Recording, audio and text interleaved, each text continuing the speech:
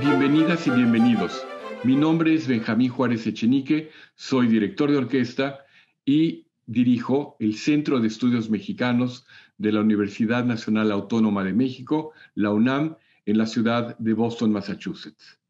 El día de hoy es un privilegio presentar para ustedes un concierto titulado Música de nuestro tiempo dentro del Festival del Centro Histórico 2020.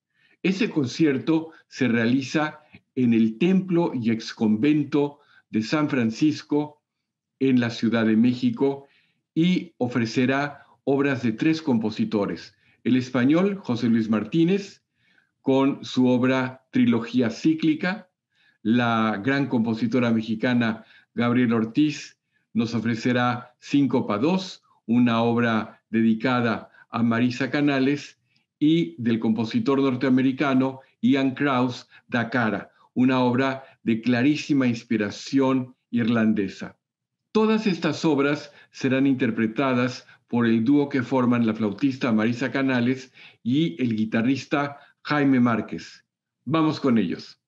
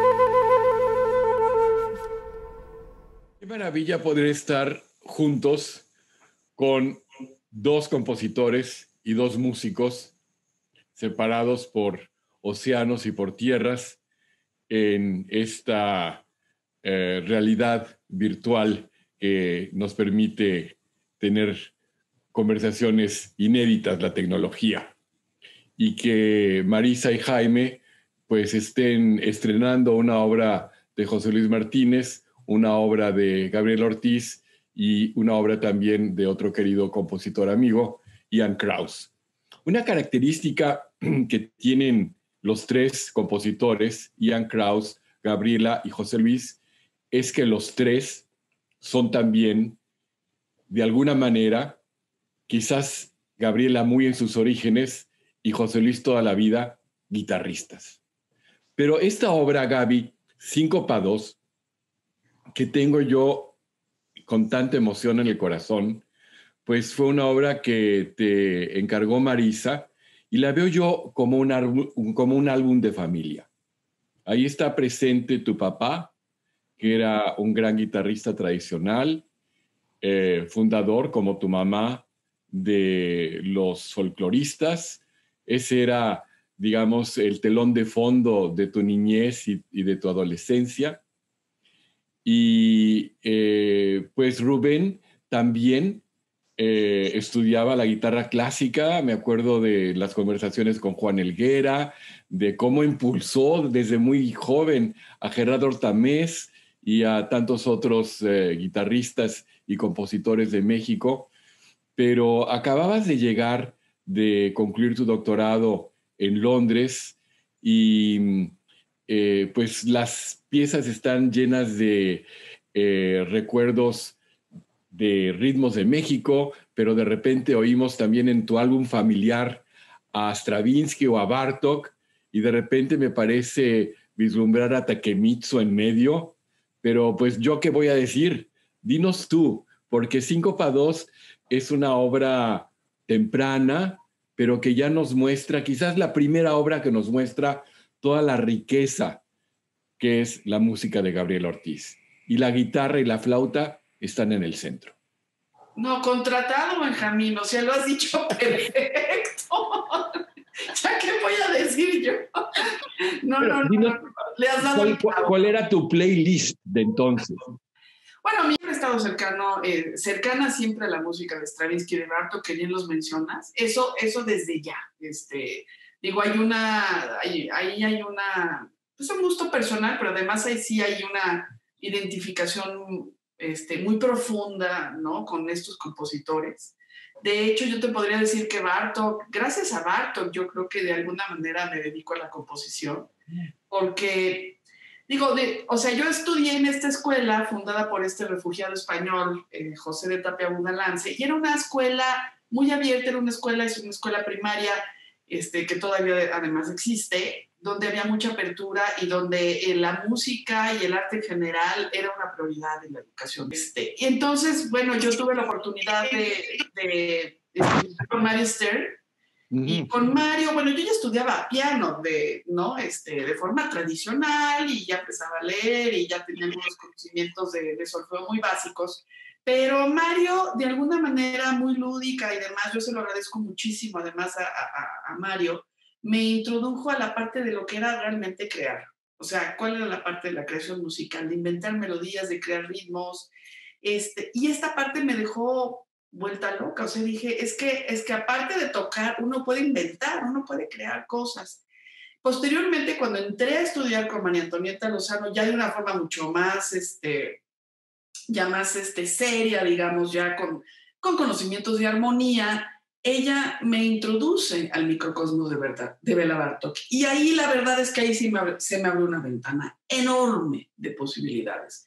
Porque estas piezas didácticas, de pronto había que tocar en ritmos que no eran los normales, ¿no? Como el 4/4, sino de repente empezar a tocar ritmos que eran en 5 octavos, en 7 octavos, la parte modal, y para mí fue todo un descubrimiento. Pero enorme, o sea, yo ahí sí dije, esto es lo mío, o sea, para mí, aparte de haber sido una ventana hacia la música del siglo XX, para mí realmente fue un incentivo maravilloso. O sea, me identifiqué muy rápido con la música de Bartók y me abrió las puertas. O sea, me abrió los oídos de una manera muy distinta, que no me había pasado con otros compositores, ¿no? Digo, maravilloso tocar Mozart y tocar Bach, pero cuando yo empecé a tocar Bartók, a mí sí se me abrieron las puertas y dije, por aquí, ¿no? Hubo una cosa inmediata, ¿no? Que después uno pues aprende a descubrir, ¿no? Porque dices, bueno, ¿qué es lo que me hace a mí? O sea, ¿qué es lo que me encanta de Bartók? Es el ritmo, es la armonía modal, es la bitonalidad, o sea, ¿qué es lo que me gusta de la música de Bartók? O de Stravinsky, ¿no? Que bueno, para mí, después encontrarme con la música de Stravinsky y analizar la consagración, pues ya, estás hablando de palabras mayores y bueno, sí han sido compositores muy importantes en mi formación y lo siguen siendo porque sigo aprendiendo de ellos, ¿no? O sea, ahí hay una parte fundamental, o sea, yo sí creo que sí están en mi historial de raíces musicales, por supuesto están estos dos compositores. Está esta otra parte que tú bien mencionas, ¿no? Que es la parte del folclore, ¿no? Efectivamente sí es algo que durante mi infancia yo estuve permeada de escuchar la música, el folclore no solo de México, sino de Latinoamérica. Y además, pues también tocarlo, ¿no? O sea, también yo iba a la Peña de los Folcloristas, estudiaba con Gerardo Tamés y tocaba un poco el charango, tocaba un poco la guitarra, aunque la verdad tocaba la guitarra de manera, o sea, me sabía 3 pisadas en la guitarra y parémosle de contar, o sea, a la hora de escribir 5 pados y sí fue a otro mundo completamente distinto.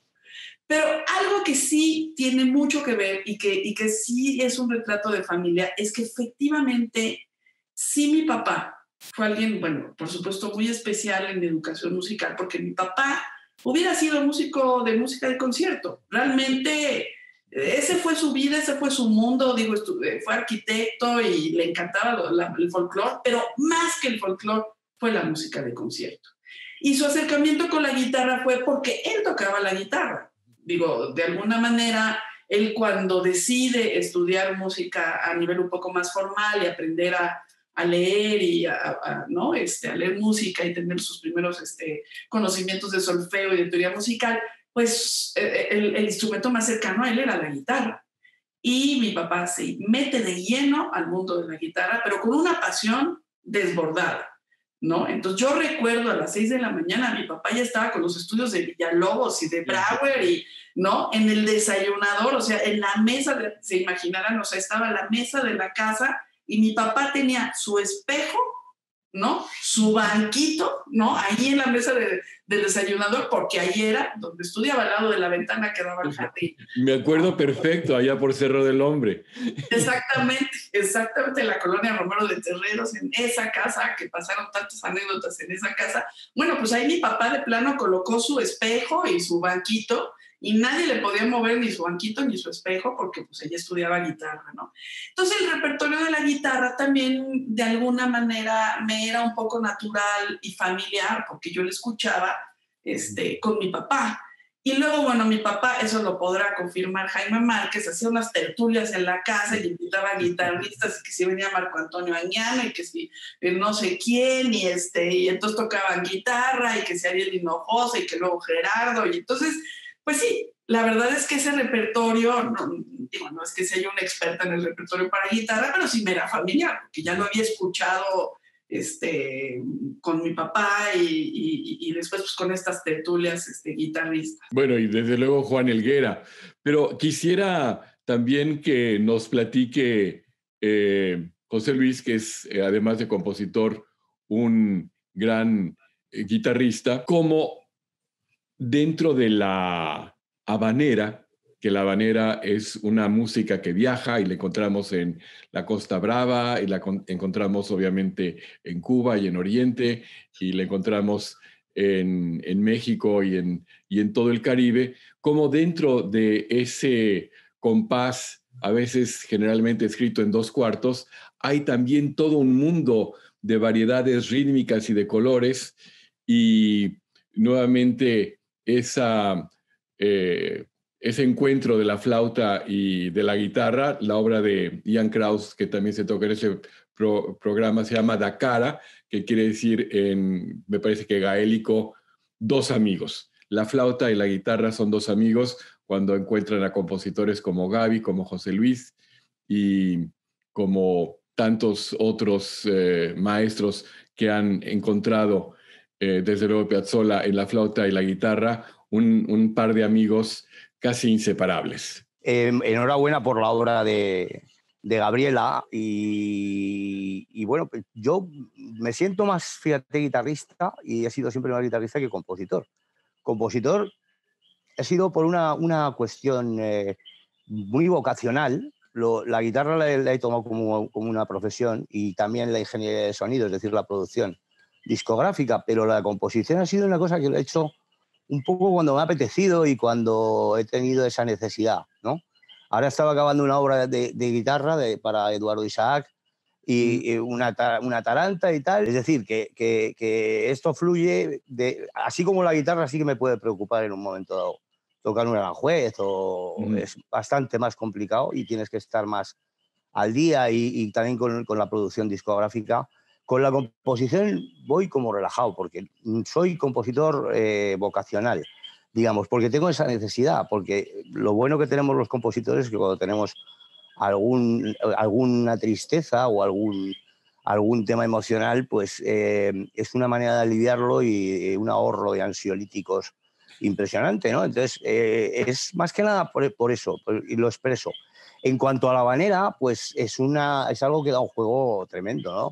De la habanera viene el tango, del tango español, que os acordáis de los guitarristas de Tárrega, del tango español, que era una habanera, al fin y al cabo era una habanera. Sí. Y luego ha habido tanta variedad de habaneras porque en la segunda que he hecho, que es un poco más atonal, pues me he basado un poco en la habanera que hizo Ravel, por ejemplo, para flauta y piano, en las habaneras, una habanera que hizo también Ernesto Hapter, por ejemplo. O sea, habaneras yo creo que ha hecho todo el mundo. La habanera de Carmen, el homenaje a Debussy de Falla es una habanera absolutamente tétrica, ¿no? En el fondo y tal. O sea, es tétrico, es romántico. Hay un movimiento con las habaneras en Torrevieja, hacen un festival todos los años donde hay unos coros, sobre todo para agrupaciones corales, ¿no? Que es donde se mueve todo el mundo de la habanera, que efectivamente hay festivales en La Habana, hay festivales hay intercambios, es decir, la habanera da un juego pues estupendo, ¿no? Entonces, pues me basé en esas dos habaneras, en la trilogía cíclica, porque me dio por ahí, por hacer una trilogía de la habanera de la vida, la habanera de la muerte, y luego la danza del fantasma travieso, que dice Jaime que lo deje en fantasma, nada más. Pero es que es la manera en que yo quiero pasar después de cuando se acabe esto, que será lo más tarde posible, pues una manera muy, no sé, muy personal que tengo es ser un fantasma travieso. Ir haciendo trastadas sin que me vean. Esa es la trilogía un poco, la verdad, de la manera de la vida, que es muy tonal. Es una manera que además le he puesto una letra, porque pues, se puede cantar muy bien y es muy bonita. Y bueno, yo estoy viviendo en Puerto Rico, no sé si lo sabéis y tal, y entonces en un momento de nostalgia también por España le hice una letra a la manera de la vida, ¿no? Y bueno, pues poco más. Estos dos maravillosos intérpretes, pues seguro que han hecho un trabajo estupendo que estoy deseando ver. Que Porque además ha sido el estreno mundial y ahora nos hablarán de ellos, de este espectáculo. Pero, José Luis, cuando yo escuchaba un poco ensayar a Marisa y veía la partitura, había otra figura que estaba rondando por ahí y que era Debussy en su sí, Soirée de Grenade. A lo mejor claro. estoy equivocado. Sí, seguro. Seguro porque al igual que Gabriela, evidentemente se ha formado, digamos, escuchando Bartók, Stravinsky, pues también la figura de Debussy. Yo soy más, a mí me encanta también Bartók y Stravinsky, evidentemente, pero soy más de la onda de Satie, de Debussy, de Ravel, o sea, un poquito antes.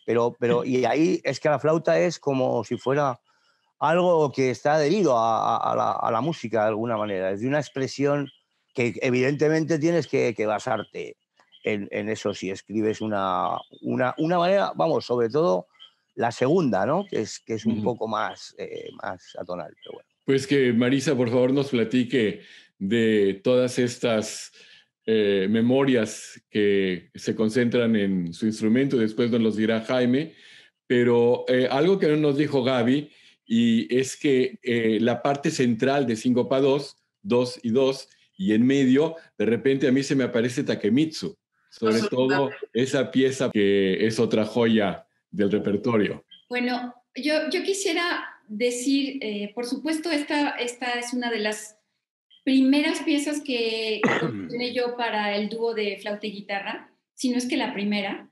Y Gaby estaba en pleno proceso creativo porque encima estaba embarazada de Elena. Ah, sí, no me acordaba de esa etapa. Sí, era justamente esa etapa. Me acuerdo que ya estabas a punto de dar a luz porque cuando viniste aquí a la casa a oírnos el ensayo antes de hacer el estreno, porque le aclaro al público que no es el estreno de Síncopa 2, esta es una pieza que comisionamos que comisioné hace muchos, muchos años. Pues casi la edad de Elena debe de ser, poquito más que la edad de Elena. No, ya mejor no digo la edad de Elena porque si no... Pero me acuerdo que subiste las escaleras y te sentaste en el sillón en mi estudio donde estábamos tocando y dijiste, no, con este sillón tan bajo ya no me levanté. Eso perfecto. Y estuvimos trabajando un rato largo y nos estuviste dando tus pues, opiniones y tus sugerencias, pero fue algo que para nosotros fue muy significativo porque de veras estabas en un momento de creación absoluta, física y mental. ¡Qué genial! ¡Qué genial! No, bueno, yo te agradezco mucho, Marisa, que hayas confiado en mí y que me hayas comisionado la pieza, porque quizá si esto no hubiera sucedido, a lo mejor no se me hubiera ocurrido escribir para esa combinación y para la guitarra. O sea, se dice fácil, pero híjole, qué miedo. O sea, no es tan fácil la guitarra. O sea, y yo soy pianista, es que absolutamente digo, no tiene nada que ver. Es un mundo completamente diferente. Entonces, pues sí, me animé, pero sí tenía yo un peso encima, no era fácil. Bueno, pues te animaste y hiciste una obra maestra, porque Jaime, no me dejará mentir, es una cuestión realmente con una dificultad bastante importante para su interpretación, pero es una de esas dificultades que de verdad valen la pena, porque cuando te metes a trabajarlo, te vas dando cuenta de que tiene más y más y más a dónde ir y nunca se acaba y eso es lindísimo de encontrarle eso a una obra, porque por más que pasen los años nunca se va a enranciar, jamás en la vida. Otro punto de vista acerca de ese mismo compás que quizá hace 2 meses te costaba muchísimo trabajo y de pronto ya lo tocas bien y dices, mira, era por aquí, ¿no? O sea, claro. Eso está lindo. Eso está lindo, sí. Qué maravilla. No, genial. Me siento feliz con tus comentarios. Bueno, Qué Jaime, bueno. me gustaría que tú nos dijeras, ya que tanto hablan de la dificultad para escribir para la guitarra, ¿cómo has sentido tú el abordar estas obras de un gran guitarrista virtuoso y de alguien que tiene una perspectiva muy distinta de la guitarra como Gabriela, y del mismo Jan Kraus, que bueno, fue él también como José Luis al principio un guitarrista, tuvo algún problema con su mano izquierda y empezó a la composición y es ahora uno de los compositores más establecidos de la costa oeste de Estados Unidos, donde por cierto, Gaby, me acaba de llegar la invitación para el festival de Ojai y bueno, enhorabuena, vas a estar en buena compañía. Los dos compositores seleccionados para el año próximo, que ahí estaremos, son John Adams y Gabriela Ortiz. Felicidades. Gracias. Pero háblanos de lo que es para un guitarrista interactuar con los compositores, que es algo que le costó trabajo, desde luego, al propio Segovia y sus seguidores, y que pues esa historia no termina todavía. Yo quiero empezar, antes que nada, por agradecer al Festival del Centro Histórico que nos haya invitado a ser parte de este programa en línea, dada la cancelación que tuvo el festival original en marzo. Entonces, desde luego, pues muy agradecido que nos haya invitado a nosotros. Agradecido en segundo término a José Luis, que platicando con él, que nos estamos en contacto siempre porque somos amigos desde hace montones de años. Hemos tocado juntos con orquesta, hemos tocado juntos y hemos constantemente estado sabiendo el uno del otro.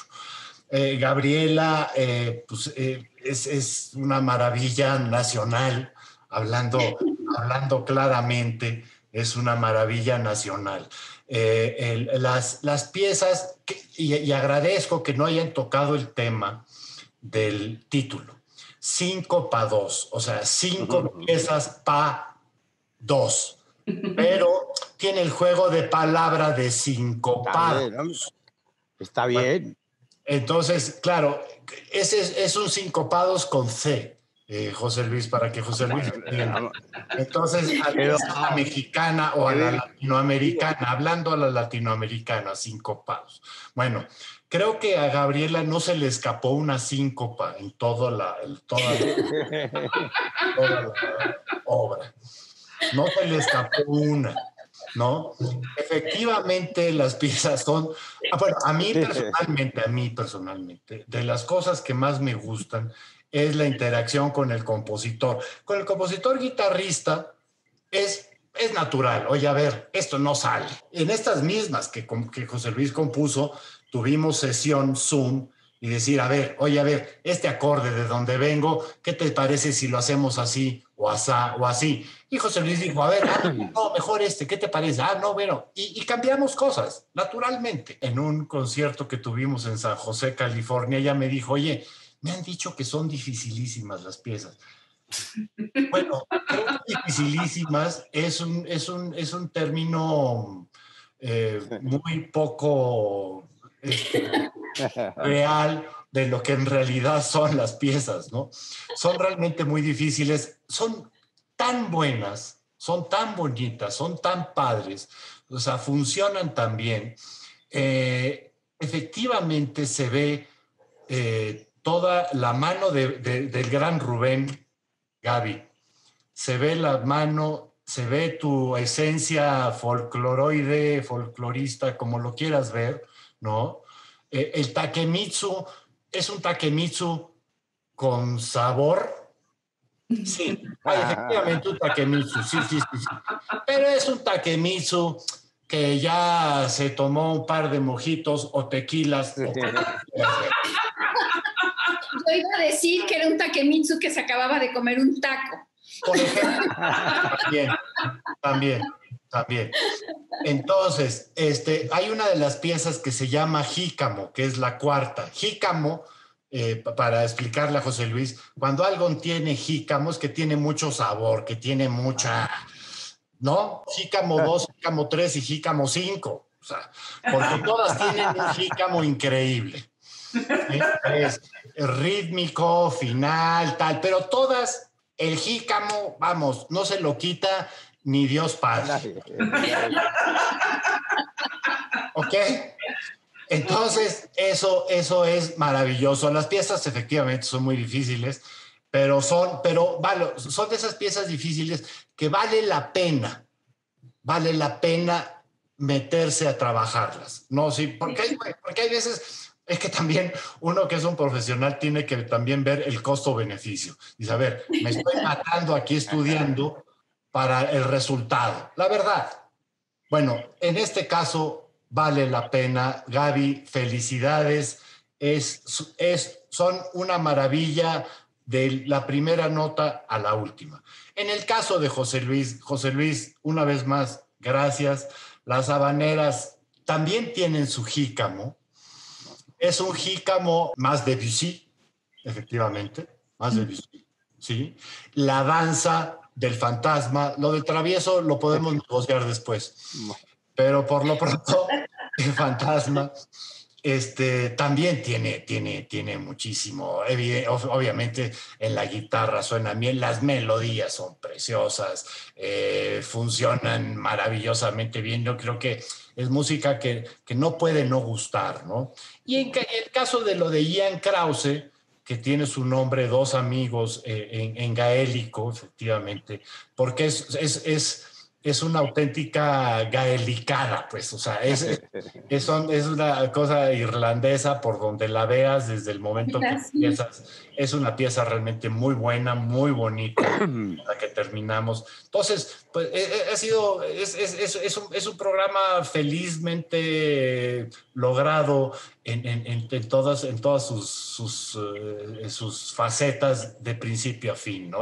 Marisa, es placer enorme tocar con ella, nos la pasamos bien, nos reímos, nos divertimos. La verdad es que es un placer enorme tocar contigo. Tocar esta música, pues la verdad es que es fenomenal, y que Benjamín nos esté aquí acompañando, pues triple, cuádruple placer.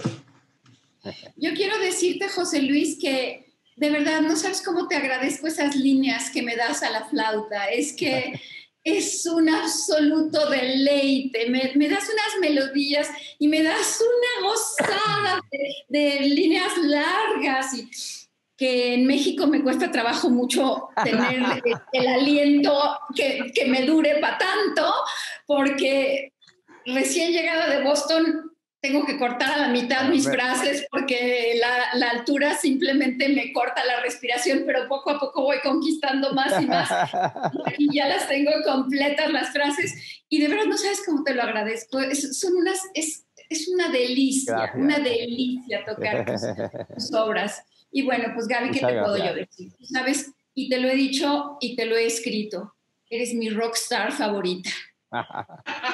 Qué lindo. Yo quisiera nada más terminar diciendo nuevamente que ha sido un gran acierto de la programación del festival, no solamente invitarlos a ustedes y tener estas obras en el programa, sino el lugar que se eligió. Porque fíjense que el primer gran evento musical para el cual vinieron 400 sacerdotes de todas las órdenes y viajaron los naturales desde más de 80 leguas de distancia, fue para las exequias de Carlos V en la Ciudad de México, más o menos en estas fechas, pero muy a finales del siglo XVI. Y como la catedral de aquel entonces era pequeña y el techo bajo, el mejor lugar que encontraron en toda la ciudad fue precisamente el gran convento de San Francisco. La música fue de Cristóbal de Morales. Así es que en ese mismo lugar donde los estamos oyendo a ustedes, a Marisa y a Jaime, tocar a Ortiz, a Martínez y a Kraus, hay prácticamente casi 500 años de historia musical que inaugura Cristóbal de Morales. Eso es un milagro. Felicidades. Gracias. Gracias, Benjamín. Hermosísimo. Muchas gracias. Gracias a todos. Muchas